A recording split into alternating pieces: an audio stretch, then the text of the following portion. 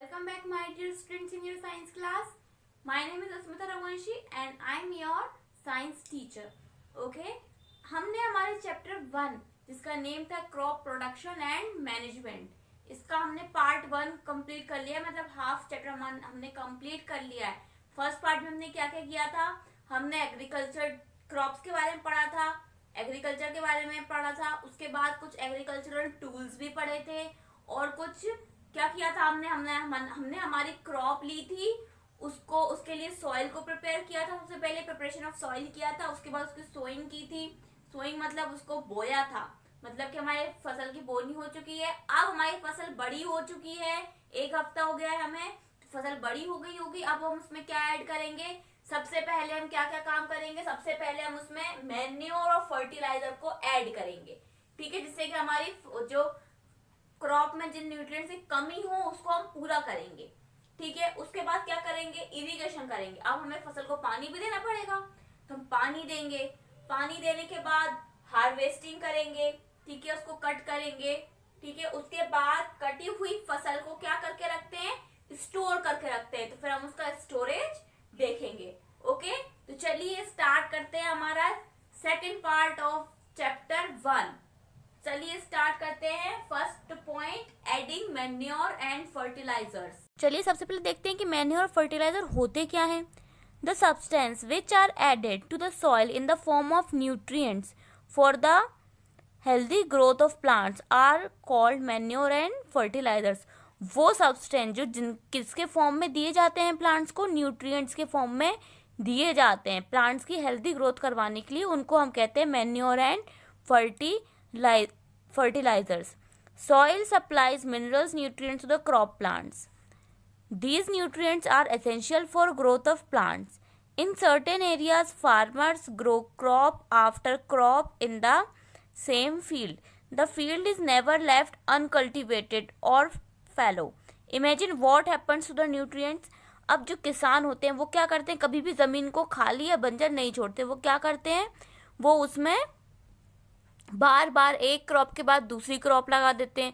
तो उससे क्या होता है, जो न्यूट्रिएंट्स होते हैं सॉइल में वो धीरे धीरे कम हो जाते हैं। Continuous cultivation of crops makes the soil poor in nutrients. Therefore farmers have to add manure to the fields to replenish the soil with nutrients. This process is called manuring. Improper or insufficient manuring results in weak plants.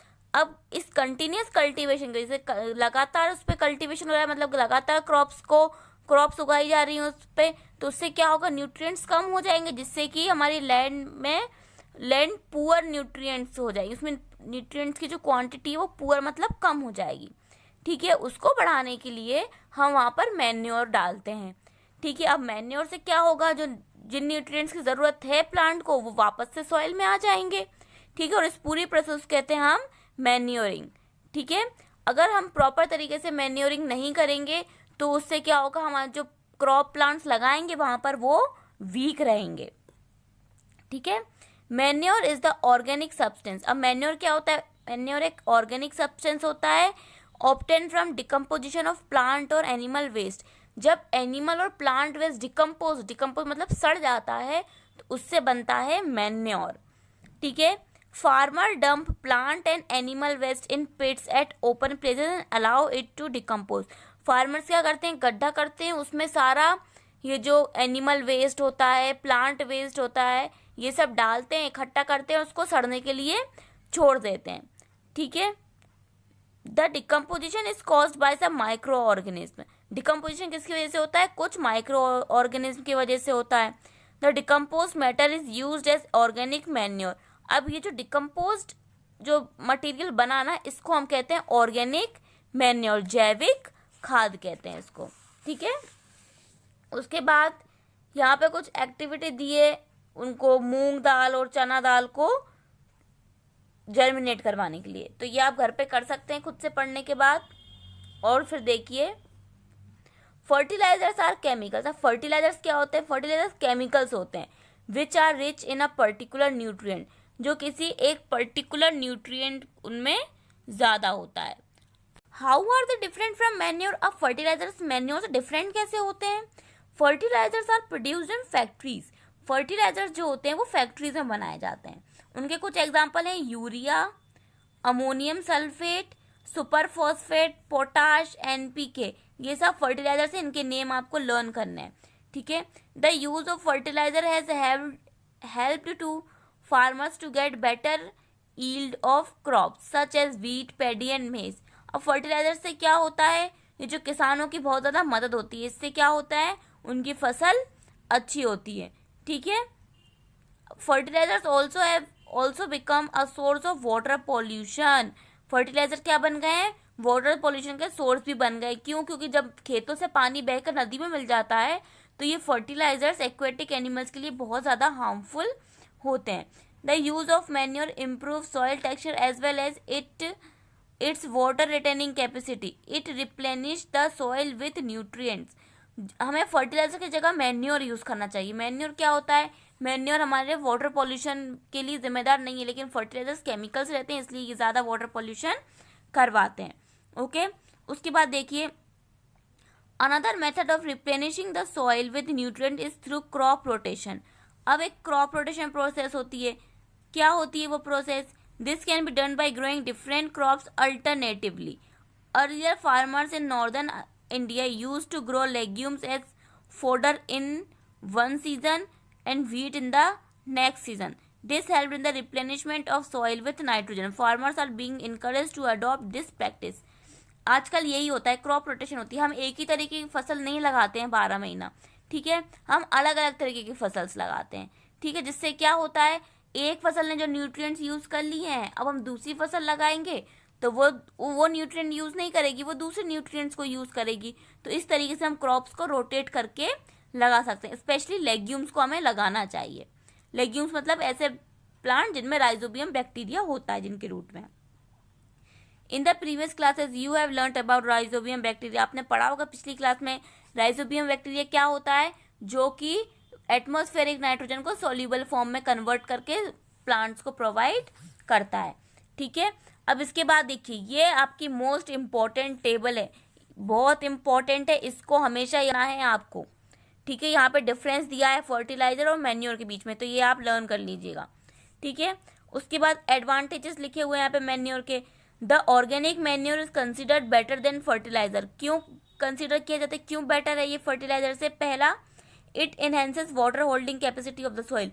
ये soil के water holding capacity को increase करता है कि कितना पानी सोखेगी मिट्टी, ठीक है। It makes the soil porous due to which exchange of gases become easy. इससे जो मिट्टी होती है उनके बीच में थोड़ा गैप हो जाता है, जिससे कि अंदर तक की मिट्टी में आसानी से जो हमारी गैसेज हैं वो आसानी से एक्सचेंज हो पाती हैं। It increases the number of friendly microbes. Manure से जो फ्रेंडली माइक्रोब्स होते हैं, जो प्लांट्स को हेल्प करते हैं, वो बढ़ जाते हैं। It improve the texture of soil. Soil के टेक्सचर को भी इम्प्रूव करते हैं मैन्योर, ठीक है। अब हमने क्या कर दिया, फर्टिलाइजर और मैन्योर का यूज़ कर लिया है हमने हमारे क्रॉप में। अब हम नेक्स्ट टॉपिक पढ़ेंगे जो है इरिगेशन। इरिगेशन मतलब कि हमारी जो क्रॉप है उसको वाटर प्रोवाइड करवाना, उसको कहते हैं हम इरिगेशन। देखिए यहाँ पे लिखिए definition, the supply of water to crops at regular intervals is called irrigation. थोड़े थोड़े समय पे रेगुलर इंटरवल्स पे जब हम वाटर सप्लाई करवाते हैं क्रॉप्स को, उसको हम कहते हैं इरिगेशन, ठीक है। समर सीजन में जो क्रॉप्स होती हैं उनको ज़्यादा वाटर, कम वाटर चाहिए होता है, ठीक है। और जो विंटर सीजन, रेनी सीजन में ऐसी क्रॉप्स लगाते हैं हम जिनको ज़्यादा वाटर चाहिए होता है। अब अगर रेनी सीजन में हम ऐसी क्रॉप लगा देंगे जिसको कम वाटर चाहिए, तो वो क्या होगा, वो ज़्यादा पानी से वो फसल सड़ जाएगी। इसलिए हमें ऐसी फसल लगानी चाहिए रेनी सीजन में जिससे कि वो ज़्यादा से ज़्यादा पानी को यूज़ कर सके, जो बारिश होती है वो उसके वो पानी को भी यूज़ कर ले, ओके। उसके बाद देखिए यहाँ पे नीचे क्या लिखा हुआ है, सोर्सेज ऑफ इरिगेशन। अब इरिगेशन कितने तरीके से होता है, किन किन चीज़ों से हम वाटर ले सकते हैं इरिगेशन के लिए। तो सबसे पहला सोर्स क्या हुआ, वेल्स, फिर tubewells, ponds, lakes, rivers, dams and canals. ये सब ऐसी जगह है जहाँ से हम वाटर को लेकर इरिगेशन कर सकते हैं हमारी फील्ड में। चलिए देखते हैं traditional methods of irrigation. The water available in wells, lakes and canals is lifted up by different methods in different regions for taking it to the field.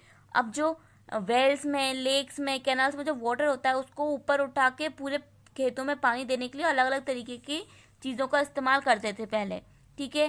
Kettles भी यूज़ होते थे और ह्यूमन लेबर भी उसमें लगता था। अब वो कौन कौन से वेज थे, तो सबसे पहले मोट, ये पुली सिस्टम होता है, ठीक है, चेन पंप, देन ढेकली एंड राहत लेवर सिस्टम, ठीक है। इस तरीके के ये सारे सिस्टम यूज़ होते थे। ये देखिए मोट में इस तरीके से पानी भर, जैसे जिस तरीके से हम कुएं से पानी भरते हैं ना, वही तरीका अपनाते थे और बड़ा सा घड़ा से उस पानी को भरकर खेतों में डाल दिया जाता था।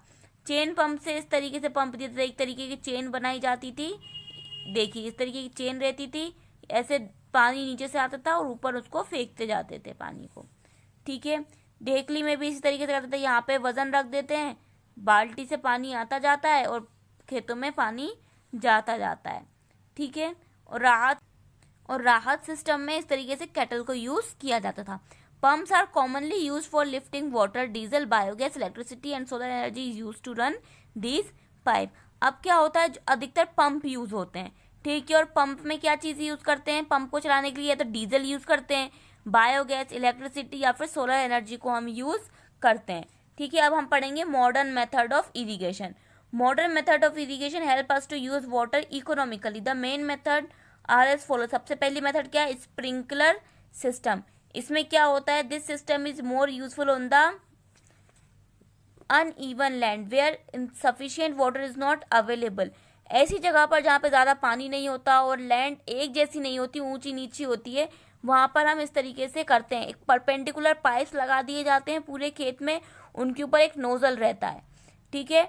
अब जैसे ही कुएं से पानी इन नोजल्स में जाता है तो ये स्प्रिंकल करते हैं, मतलब पूरे में फुहार जैसा पानी पूरे खेत में उनको फैला देते हैं, ठीक है। और ये जो ऊपर जो नोजल होता है ना, ये पूरी तरीके से रोटेट करता रहता है, झटके से इस साइड जाता है, आपने देखा होगा, ठीक है। उसके बाद आता है ड्रिप इरिगेशन। ड्रिप इरिगेशन में क्या होता है, इस तरीके से पूरी पाइपलाइन बिछाई जाती है, पतले पतले पाइप, और इस तरीके से बिछाए जाते हैं कि जो पाइप में जो होल है वो सीधा उस प्लांट की रूट के पास रहे, ठीक है। और बूंद बूंद करके इधर से पानी उसमें रूट के पास जाता है। इससे पानी कम खर्च होता है और बहुत अच्छे से वाटर भी मिल जाता है क्रॉप्स को। ये सिस्टम आजकल इजिप्ट में बहुत यूज होता है, ठीक है। वहाँ पे रेतीला इलाका है, पर वहाँ पे भी हम इस तरीके से ड्रिप इरिगेशन की मदद से वहाँ पे भी क्रॉपिंग आसानी से हो जाती है, ठीक है। उसके बाद आता है प्रोटेक्शन फ्रॉम वीड्स। अब हमारी फसल पक गई है, ठीक है, हमने उसे पानी दे दिया, वो पक गई है, तो अब हम उसको क्या करेंगे, प्रोटेक्ट करेंगे। किससे, वीड से। वीड्स को हिंदी में कहते हैं खरपतवार। ऐसे अनडिजायरेबल प्लांट्स, जो प्लांट्स हमारे जो क्रॉप्स है उनको नुकसान पहुंचाते हैं, ठीक है।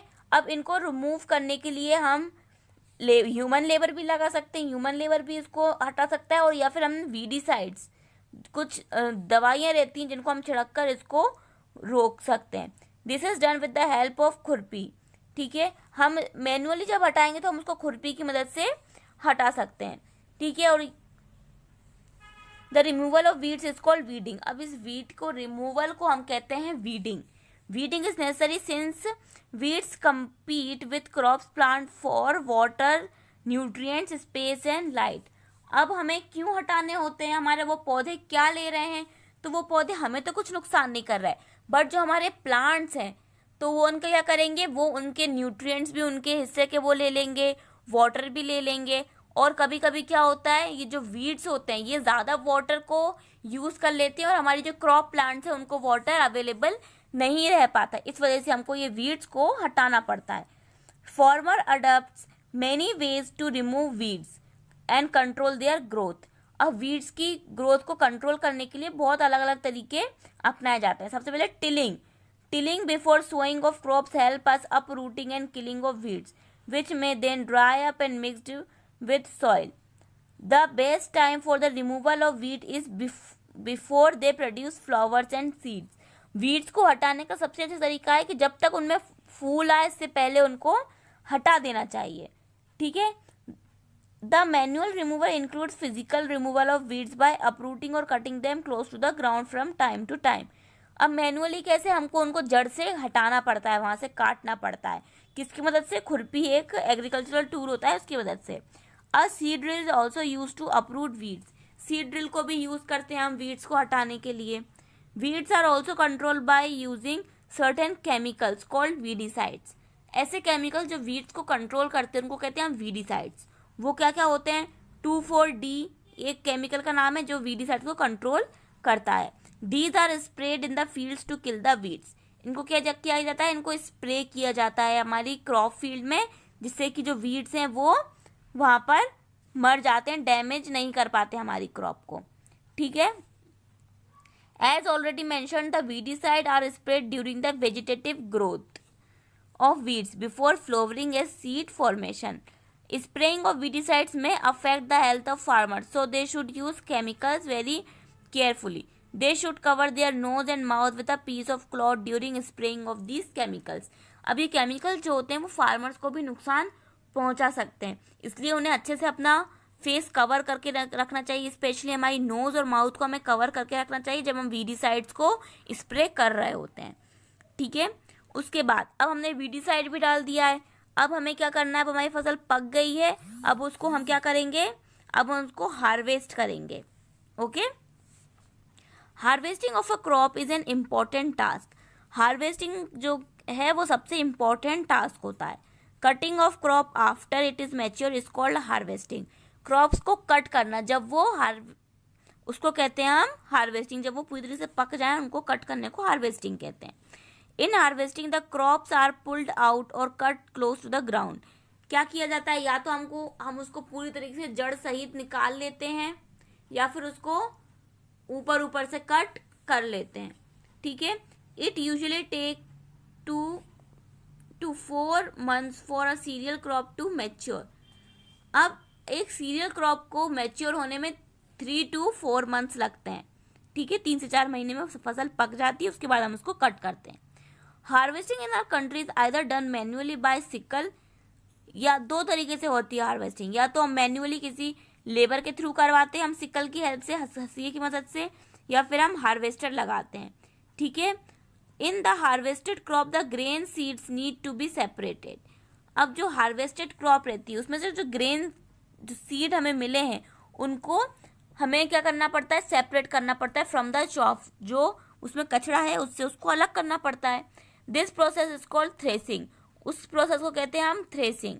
This is carried out with the help of machine called combine, किस मशीन से होता है ये, कंबाइन से, which is in fact a harvester as well as a thresher, जो कि एक हार्वेस्टर भी होता है और एक थ्रेसर भी होता है, उसको कहते हैं हम कंबाइन। और ये अलग अलग भी आते हैं, हार्वेस्टर अलग आता है, थ्रेसर भी अलग अलग आते हैं, ठीक है। Farmers with small holdings of land do the separation of grain and chaff by winnowing, अब जिनके पास कम जगह होती है, कम अनाज होता है, वो क्या करते हैं, विनोइंग की मदद से, विनोइंग मतलब हवा की मदद से उसको अलग करते हैं, ठीक है।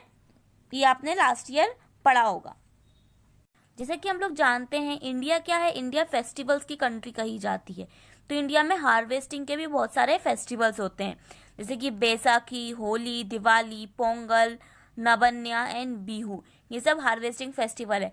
इन पे जो 3-4 मंथ से जो किसान मेहनत कर रहा होता है खेतों में अपनी फसल के लिए, वो इन फेस्टिवल्स को बहुत अच्छे से इंजॉय करता है, ठीक है। उसके बाद अब जितना आसान फसल को लगाना नहीं होता उतना ही आसान स्टोरेज करना भी नहीं होता, स्टोरेज करना भी बहुत ज़्यादा मुश्किल होता है किसी भी चीज़ का, ठीक है। किसी भी चीज़ को बनाना इतना टफ नहीं होता जितना टफ उसको स्टोर करके रखना, क्योंकि उसे खराब होने से बचाना है हमें, उसमें कोई इंसेक्ट नहीं लग जाए, इस तरीके के भी बचाव हमें करने पड़ते हैं, ठीक है। बहुत लंबे टाइम समय के लिए बचाना है तो उनको किस किस चीज़ों से बचाना होता है, मॉइस्चर से, इंसेक्ट से, रेड से एंड माइक्रो ऑर्गेनिज्म से, इन सब चीज़ों से हमें हमारी फसल को बचाना होता है। Harvested grain have more moisture, जब फसल कटकर आती है तो उसमें बहुत ज़्यादा मॉइस्चर होता है। If freshly harvested grain are stored without drying they may get spoiled or attacked by organism making them unfit for use for germination, अगर हम हार्वेस्ट की हुई फसल को तुरंत स्टोर करके रख देंगे तो वो क्या, उसमें बहुत ज़्यादा नमी होती है तो वो ख़राब हो सकती है, सड़ सकती है, और फिर वो किसी काम की नहीं रहेगी। तो क्या करते हैं, पहले उसको सुखाते हैं, उसके बाद उसे स्टोर करके रखते हैं। ठीक है, hence before storing them the grains are properly dried. सबसे पहले प्रॉपरली ड्राई किया जाता है, उसको सूरज की धूप से उसको सुखाया जाता है। This prevents the attack by insect. इससे क्या होता है, जो इंसेक्ट उस पर अटैक नहीं कर पाते, बैक्टीरिया नहीं लग पाते और फंगस भी नहीं लग पाती। उसके बाद उनको इस तरीके से कंटेनर्स में बंद पैक किया जाता है। ठीक है, या तो कुछ किसान उनको ऐसे बोरियों में इकट्ठा करके रख लेते हैं। कहाँ पर बताइए, आपने सुना होगा गोडाउन्स वगैरह जो होते हैं वहाँ पर इस तरीके से उनको जमा करके रख दिया जाता है। ठीक है, या फिर इनको ग्रेनरीज कहते हैं, जहाँ पर इस तरीके से फसल को रखा जाता है ना। या फिर उनको ऐसे बहुत ज़्यादा जब क्वांटिटी ज़्यादा होती है तो उनको इस तरीके के स्लॉस में रखा जाता है, टैंक टाइप के होते हैं उनमें रखा जाता है। ठीक है, अब कुछ फूड हमको एनिमल से भी मिलता है, जैसे कि हमें काऊ से मिल्क मिलता है। ठीक है, हैन से हमें एग मिलते हैं और हैंस का तो मीट भी यूज़ होता है। तो इन सब चीज़ों का जो एनिमल्स का पालन पोषण होता है उसको कहते हैं हम एनिमल हस्बेंड्री। मतलब एनिमल्स को पालना, खिलाना, पिलाना किस चीज़ के लिए, हमें अपने फ़ायदे के लिए। जैसे मिल्क के लिए, उनके प्रोडक्ट्स के लिए। मिल्क से हमें क्या क्या चीज़ बना सकते हैं, हम काऊ के मिल्क से हम बटर, घी, चीज़ और कर्ड, ये सब चीज़ें बना सकते हैं। इसलिए इसको एनिमल हस्बेंड्री कहते हैं। बहुत से लोग एनिमल हस्बेंड्री भी करते हैं फार्मिंग के साथ। ओके, तो यहाँ पे आपका चैप्टर ये फिनिश होता है। और इस चलिए हम हमारी एक्सरसाइज सॉल्व करते हैं। फर्स्ट क्या दिया है, फिल इन द ब्लैंक्स दिए हुए हैं। तो ए वाला देखिए, जब the same kind of plants grown and cultivated on large scale at a place. जब कोई सेम टाइप के प्लांट्स को हम एक पर्टिकुलर जगह पे लगाते हैं लार्ज स्केल में, मतलब बहुत ज़्यादा क्वांटिटी में, तो उनको क्या कहते हैं। तो फर्स्ट में क्या आएगा, क्रॉप आएगा। B, the first step before growing crops. जो पहली स्टेप क्रॉप्स को ग्रो करने से पहले की जो स्टेप होती है वो कौन सी होती है, सबसे पहले हमें क्या करना पड़ता है, preparation of soil. Okay, then see देखिए, damage seeds would fill in the blanks on the top of the water. जब अगर सीड डैमेज होंगे तो वाटर पे क्या करेंगे, वो फ्लोट करेंगे। ओके, देन डी देखिए, for growing crop sufficient sunlight and fill in the blanks and fill in the blanks from the sun soil are essential. तो सनलाइट के बाद क्या आएगा, पहले वाटर आएगा, फिर उसके बाद क्या आएगा, न्यूट्रिएंट्स आएगा। ठीक है, अब देखिए क्वेश्चन नंबर बी। यहाँ पे आपको कॉलम ए को कॉलम बी से मैच करना है। ठीक है, अब मैंने आपको बताया था खरीफ और राबी क्रॉप का। खरीफ क्रॉप कब ग्रो की जाती है बताइए, खरीफ क्रॉप रेनी सीजन में ग्रो की जाती है और राबी क्रॉप विंटर सीजन में ग्रो की जाती है। तो खरीफ क्रॉप का एग्जाम्पल क्या हुए, paddy and maize. Rabi crop के example wheat, gram, pea. Chemical fertilizers कौन से हुए, urea and super phosphate. Organic manure में क्या आएगा, एनिमल एक्सक्रीटा, काऊ डंग वगैरह आएगा। ठीक है, ओके, सारी चीज़ें मैच हो गई हैं। यहाँ पे एक जो ऑप्शन था वो एक्स्ट्रा दिया हुआ था। ठीक है, उसके बाद यहाँ पे 1-1 एग्जाम्पल लिखना है। तो खरीफ क्रॉप का एग्जाम्पल इनमें से भी आप कोई सा भी लिख सकते हैं और राबी क्रॉप का भी इनमें से कोई भी एग्जाम्पल लिख सकते हैं। उसके बाद आपको इन सब पे पैराग्राफ लिखना है। तो ये मैं आपको व्हाट्सएप पे सेंड करूँगी ये सारे क्वेश्चंस। ठीक है, अब क्वेश्चन नंबर 10 देखिए, यहाँ पे आपको एक फ्लो चार्ट बनाना है। ये सारे ऊपर नीचे सीक्वेंस दिया हुआ है, इनको एक सीक्वेंस में जमाना है, जो हमारी एग्रीकल्चर प्रैक्टिसेस होती है ना उसके हिसाब से जमाना है। सबसे पहले क्या आएगा, उसके बाद क्या आएगा, फिर उसके बाद क्या आएगा। ठीक है, तो ये हुई आपकी एक्सरसाइज। बाकी के जो क्वेश्चन आंसर्स हैं वो मैं आपको व्हाट्सएप पे सेंड करूंगी। ओके, मैंने आपको एक्सरसाइज भी समझा दी है, फिल इन द ब्लैंक्स वगैरह सॉल्व भी करवा दी है। आप इनको आप अपनी कॉपी में लिख सकते हैं। कॉपी सभी को बनानी है, क्योंकि कॉपी जैसे ही स्कूल रीओपन होते हैं आपकी सबसे पहले आपकी नोटबुक चेक होने वाली है। तो अच्छी सी सुंदर हैंडराइटिंग में आपको आपकी कॉपी तैयार करके रखनी है। ओके, और ये चैप्टर मैं कंप्लीट करवा चुकी हूँ। अब आप इसको रीड करिए अच्छे से एक बार, और सारे एक्सरसाइज को पढ़िए। क्वेश्चन आंसर भेज दूंगी मैं आपको, आप क्वेश्चन आंसर पढ़िए। कहीं पे भी कुछ भी डाउट हो तो आप मुझे कॉल करके या मैसेज करके पूछ सकते हैं, मैं आपके डाउट जरूर क्लियर करूंगी। ओके, तब तक के लिए अच्छे से पढ़िए और ध्यान रखिए घर से बाहर किसी को नहीं निकलना है। Okay, so take care of yourself and have a nice day. Then thank you for watching this video. We will meet in our next video and start our new chapter. Thank you.